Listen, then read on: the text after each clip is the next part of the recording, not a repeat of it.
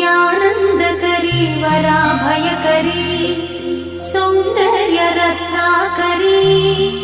निर्धूताखिल पापनाशनकरी प्रत्यक्ष माहेश्वरी प्राणेयाचलवंशपावनकरी काशीपुराधीश्वरी भिक्षां देहि कृपावलम्बनकरी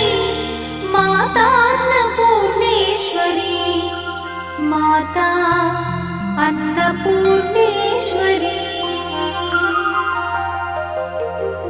नानारत्नविचित्रभूषणकरी हेमा